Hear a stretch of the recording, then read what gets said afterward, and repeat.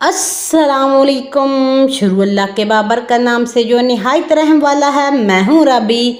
आप देख रहे हैं राबी फूड सीक्रेट्स। कुछ रहें बाद रहें। अल्लाह ताला आपके रिस्क में आपके माल में इजाफा फरमाए। आज हम बनाने लगे हैं यखनी पुलाव।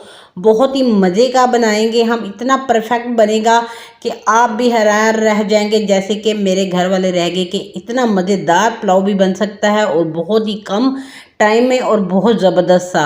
शुरू करते हैं इसको बनाने के लिए। वीडियो को एंड तक देखिएगा। बिस्मिल्लाहिर्रहमानिर्रहीम। इसके लिए मैंने 1.5 किलो गोश्त लिया है। इसको मैंने आधा पे एक और रेसिपी में इस्तेमाल किया और आधा इसमें इस्तेमाल किया। इसमें सिर्फ नमक डालकर और पानी डाल के इसको हमने बॉयल करना है 10 मिनट के लिए। इससे ज़्यादा टाइम नहीं लगाना। 1 चम्मच नमक का डाल देंगे और ढेर सारा पानी डाल देंगे। पानी मैंने पूरा डोल भर के डाला है। ये 1 लीटर पानी है, तो इसमें 1 लीटर पानी डाल के इसको बंद करके रख देंगे। विसल चलने के बाद आपने इसको सिर्फ 10 मिनट टाइम देना है। इससे ज़्यादा टाइम नहीं आपने देना, नहीं तो इससे भी ज़्यादा गल जाएगा। 10 मिनट में ये परफेक्ट गल जाएगा माशाल्लाह से। तो विसल इसकी चलने लग गई है। अगर आपने चैनल को नहीं सब्सक्राइब किया तो चैनल को सब्सक्राइब कर दें, बेल आइकन को नपा लें ताकि मेरी आने वाली हर वीडियो सबसे पहले आप तक पहुँच सके। जज़ाकल्लाह। प्रेशर निकालने के बाद आपने कुकर को खोलना है। इसके साथ ही हम दूसरी तरफ हम इसके चावल को तैयार कर लेते हैं। चावल को हमने 1.5 कप से ज़्यादा लिया है मैंने। आप अपने हिसाब से ले सकते हैं। ये मेजरमेंट वाला कप है। अगर इसको दूसरी तरीके से आप वज़न में देखेंगे तो ये 500 ग्राम है।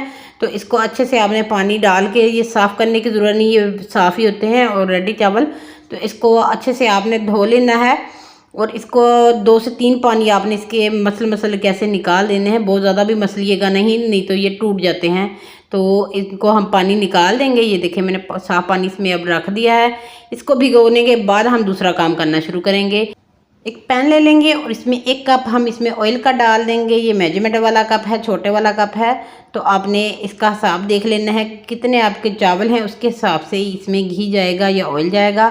और दालचीनी इसमें डाल देंगे 1 टुकड़ा, 1 बड़ी इलायची डाल देंगे, 1 कड़ी पत्ता डाल देंगे, 12 अदद इसमें जाएंगी काली मिर्चें और 1 चम्मच जीरे का और 2 से 3 लौंग डाल देने हैं। बस इससे ज़्यादा गर्म मसाले इसमें नहीं जाएंगे।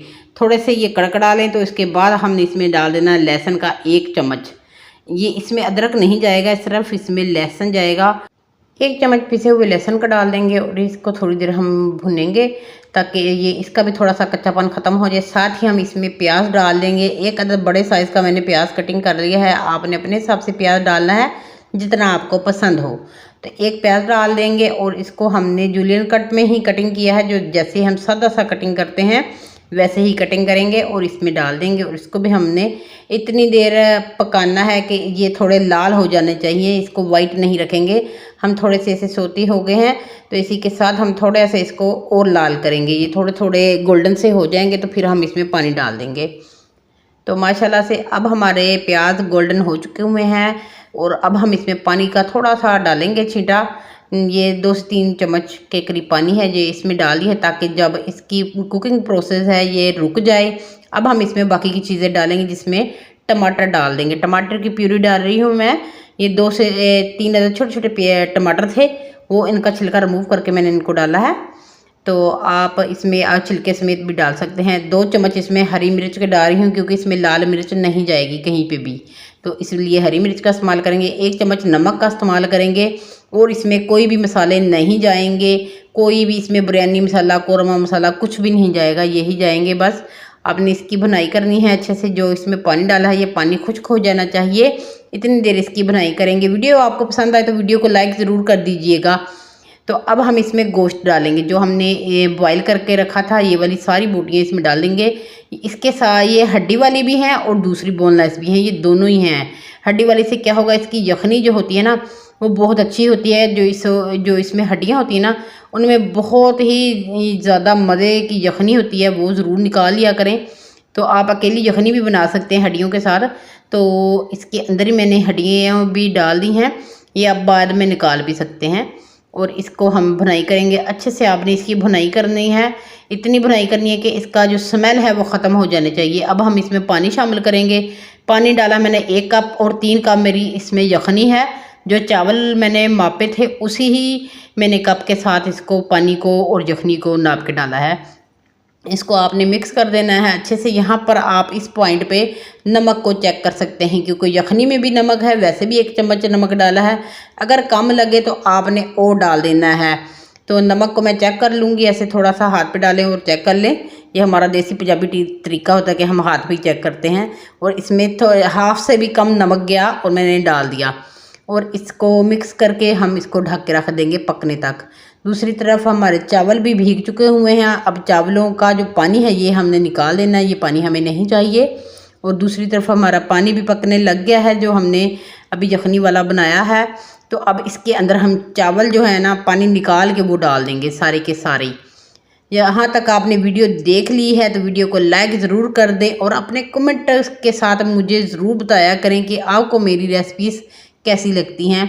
कभी कभी अंधेरे में भी रेसिपीज़ बनाती हूँ, वो आपको देखने में अच्छी नहीं लगती क्योंकि वो लाइट नहीं होती, सिर्फ मेरे मोबाइल की लाइट होती है। रिंग लाइट मेरा ख़राब हो गया है, तो उसके साथ ही ना इसलिए वो थोड़ी सी ब्लैक ब्लैक सी आने लग जाती है, तो उसके लिए मैं माज़रत चाहूँगी।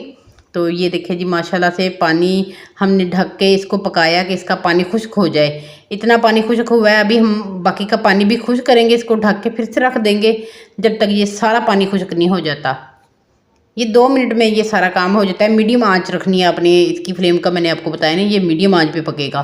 तो इसके बाद हमने ढक्कन को उठा देना है। थोड़ा थोड़ा पानी रहता है, अभी हम इसी पानी को यहीं पे खुश्क करेंगे ऐसे, और इसको दम लगा देंगे। दम आपने सूखा ही लगाना है क्योंकि ये हमारी यखनी इसके अंदर थोड़ी थोड़ी मौजूद है, इसलिए आपने नीचे तवा रख देना है और फ्लेम को बिल्कुल दम वाली कर देना है। साथ में मैं किसी भी रुमाल के साथ आप इसको दम लगा सकते हैं। ढक्कन के ऊपर आप ऐसे रखें और इससे ऐसे किसी भी वज़नी चीज़ के साथ दबा दें ताकि इसकी जो है ना स्टीम बाहर ना निकले। तो इसको 10 मिनट के लिए आपने ना दम लगाना है। ये मैं दम लगा रही हूँ 10 मिनट का। तो 10 मिनट बाद माशाल्लाह से हमारा दम पूरा हो गया है। अब ये उठा देंगे वज़न ऊपर से और इसका ढक्कन भी उठा देंगे, और हम इसको ऐसे ही आपको चेक कराते हैं फैला के देखते हैं कैसे बने। तो माशाल्लाह से आप देख सकते हैं कि कितने खिले खिली ये हमारा पुलाव बन के तैयार है, ज़बरदस्त सा। आप इसे मटन में भी पका सकते हैं और बीफ में भी पका सकते हैं, किसी भी गोश्त में पका सकते हैं, पर मैंने यहाँ पे बीफ का इस्तेमाल किया है। तो माशाल्लाह से आप चेक करें कितने खिले खिले ज़बरदस्त से हमारे चावल बन के तैयार हुए हैं। अब हम इसको डिश आउट करेंगे। आप किसी भी अच्छी सी डिश में इसे डिश आउट किया करें ताकि देखने में भी अच्छे लगे और खाने में भी बहुत अच्छे हैं बने। तो माशाल्लाह से हमारे ये पुलाव जो है ना खाने में भी इतना मज़े का है कि ये ऐसे ही सादा खाने में भी बहुत मज़े का लगा। अगर आप चाहे तो रायते के साथ भी खा सकते हैं, दही वाले रायते के साथ, और सलाद भी इसके साथ कटिंग कर सकते हैं।